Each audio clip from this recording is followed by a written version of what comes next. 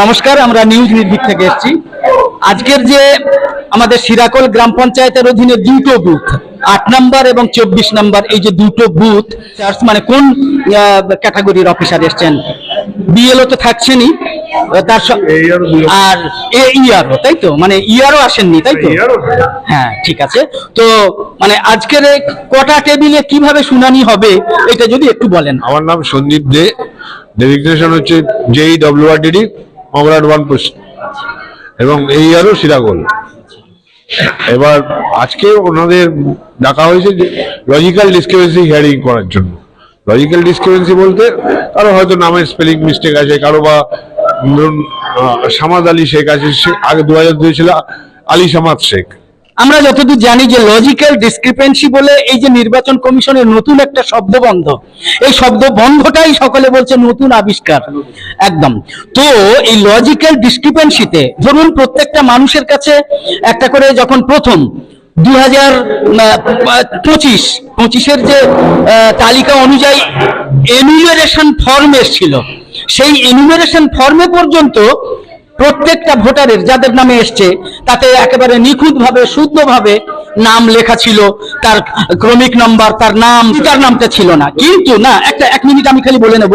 কিন্তু পরে যখন দেখা গেল সেইটা ওই বাংলা তালিকাকে কনভার্ট করতে গিয়ে যখন বিএলও অ্যাপেতে নামগুলো এলো ইংরাজিতে, তখন একেবারে জগা খিচুড়ি যাচ্ছে তাই, মানে সেই হজলরব। তো এর দায় কি নির্বাচন কমিশনের নয়? এর দায় কি ভোটারদের উপরে চাপতে পারে? এই সম্পর্কে আপনার কি মত? বলছি, দেখুন, আমি যেহেতু একটা পোস্টে বিলং করি, নির্বাচন কমিশনের হয়ে কাজ করছি এবং আমি এই সম্বন্ধে বলতে পারবো না, কিন্তু এটা হয়েছে, আমাদের বলা হয়েছে এটা করতে হবে, তাই আমরা করছি। এর বাইরে কোনো কথা আমি বলতে পারবো না।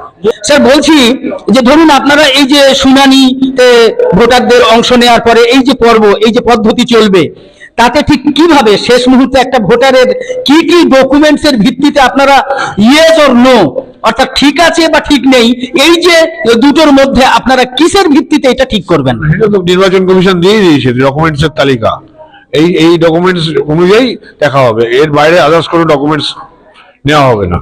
সেটা তো ডকুমেন্টস এর ব্যাপার। ধরুন এই যে আনম্যাপ তো নয়, এরা তো সব ম্যাপ হয়েছে, অর্থাৎ লিঙ্কেজ হওয়া ভোটাররা আবার লজিক্যাল ডিসক্রিপেন্সির জন্য নাকি আসছে।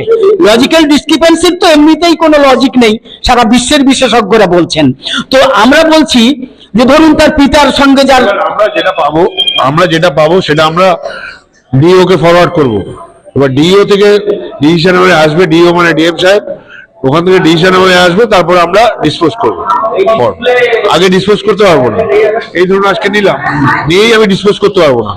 যে যে ডকুমেন্ট পাবো সেগুলো ডিও কে ফরওয়ার্ড করবো। ডিও এটা যে যার ডিপার্টমেন্ট অনুযায়ী চেক করবেন, চেক করে আমাকে রিটার্ন করবেন। ফিরে আসছে আর কি, আমার কিছু বলার নেই।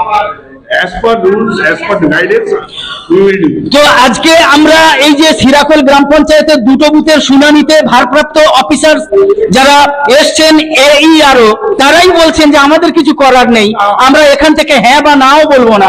ডিও কে পাঠাবো, ডিও থেকে আমাকে ব্যাক করবে, then we will dispose. তারপরে সেইটা চূড়ান্ত সিদ্ধান্ত নেওয়া হবে। তার মানে না, ডিও আরে ইলেকশন কমিশনটা কি হয়েছে? পদ্ধতিটা তো যাচ্ছে, আমরা জাস্ট ফলো করবো।